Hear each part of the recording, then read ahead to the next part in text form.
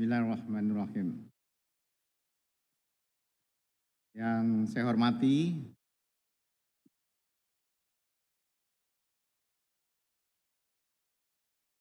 Ketua Komisi Pemberantasan Korupsi dan para anggota komisaris yang lainnya. Yang saya hormati rekan-rekan Menteri, Pak Azwar Anas, Pak Agus Gumiwang yang baru hadir, katanya disuruh hadir hari ini, jam ini. Kemudian para wakil menteri, rekan para gubernur, dan para dirjen yang hadir pada hari ini. Assalamualaikum warahmatullahi wabarakatuh. Salam, Om Swastiastu, Namo Buddhaya, salam kebajikan.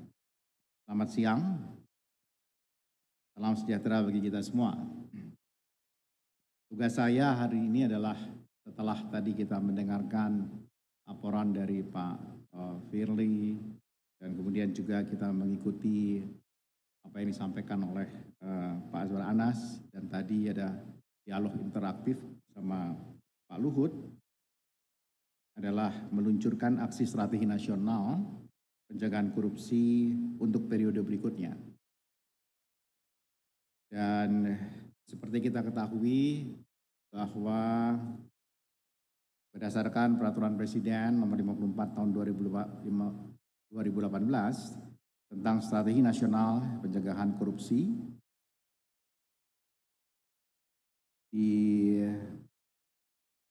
diarahkan di sana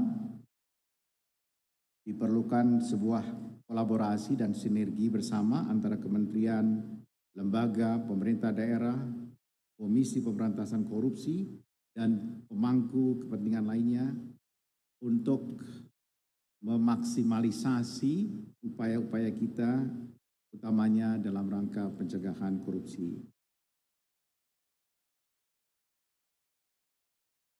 Sebagaimana tadi telah disampaikan, pelaksanaan aksi pencegahan korupsi periode sebelumnya 2021-2022 yang berakhir pada bulan ini yang tadi disampaikan oleh Pak Firly, maka menyusul itu perlu segera ditetapkan rencana aksi pencegahan korupsi periode berikutnya tahun 2023 dan hingga 2024. Tim Nasional Strategi Nasional Pencegahan Korupsi terdiri dari Kementerian Bappenas, Komisi Pemberantasan Korupsi, Kementerian Dalam Negeri, Kementerian Pendayagunaan Aparatur Negara dan Reformasi Birokrasi, dan Kantor Staf Presiden telah melaksanakan evaluasi terhadap pelaksanaan aksi Stranas pencegahan korupsi periode 2021-2022, dan sekali lagi tadi telah disampaikan oleh Ketua Komisi Pemberantasan Korupsi.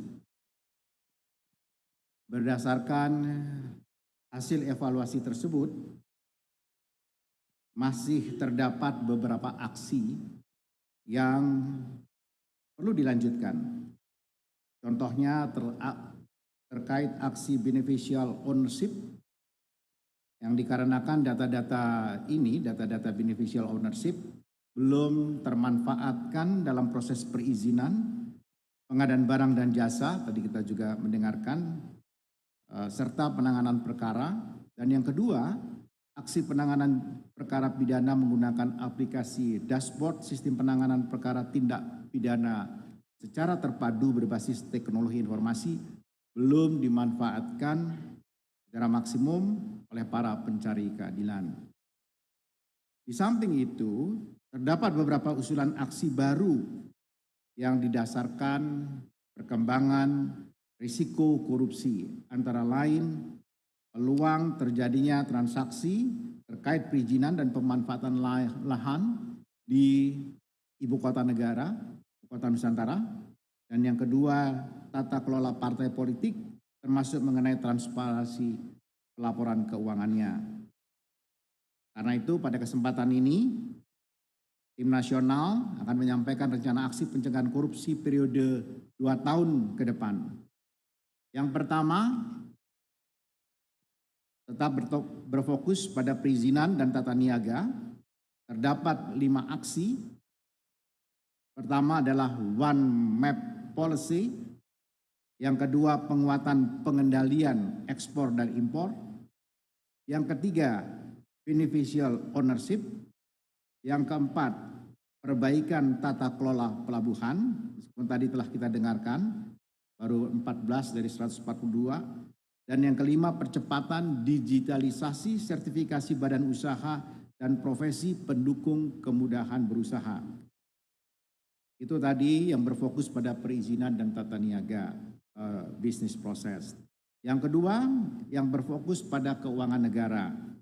Terdapat 6 aksi. Yang pertama adalah digitalisasi perencanaan penganggaran di tingkat pusat, daerah, dan desa.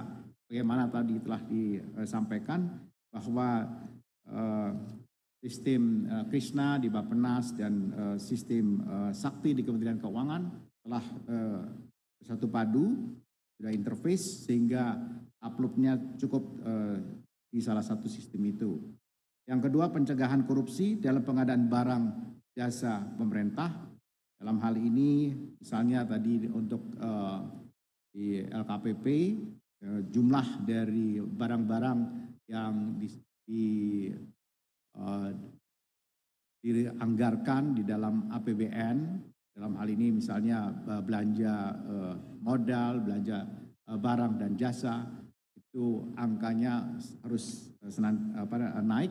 Pada hari ini belum seluruhnya.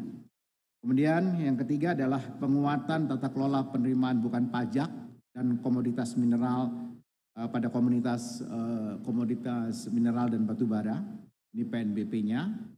Kemudian yang keempat, penataan aset pusat. Kemudian yang kelima adalah penguatan partai politik dalam pencegahan korupsi. Dan yang berikutnya adalah optimalisasi interoperability data berbasis NIK, ini terkait dengan satu data Indonesia, NIK atau nomor induk bukan. Yang ketiga, yang berfokus pada penegakan hukum dan reformasi birokrasi. Pada fokus penegakan hukum dan reformasi birokrasi ini terdapat beberapa aksi, yaitu pertama, penguatan aparat pengawasan intern pemerintah (APIP). Yang kedua, penguatan sistem penanganan perkara tindak pidana. Yang ketiga, optimalisasi pengawasan keuangan desa serta penataan aset desa. Dan yang keempat, penguatan integrasi sistem informasi aparatur sipil negara. Jadi ada 3 fokus yang dirumuskan dalam 15 rencana aksi yang ditetapkan pada hari ini untuk dilaksanakan pada 2 tahun ke depan, pada periode yang ke depan 2023-2024. Dan setelah ini tentu akan disusul dengan penandatanganan surat keputusan bersama oleh Tim Nasional Pencegahan Korupsi. Selebihnya kami berharap seluruh instansi yang tergabung dalam aksi Stranas dengan korupsi periode yang akan datang 2023-2024 senantiasa meneguhkan komitmen untuk menjalankan aksi-aksi pencegahan korupsi sesuai kewenangan serta tugas pokok dan fungsinya.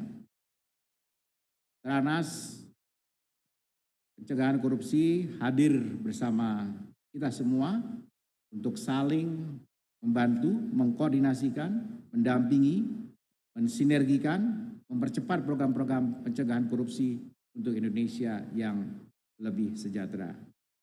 Demikian yang dapat kami sampaikan. Wabillahi taufiq wal hidayah. Assalamualaikum warahmatullahi wabarakatuh.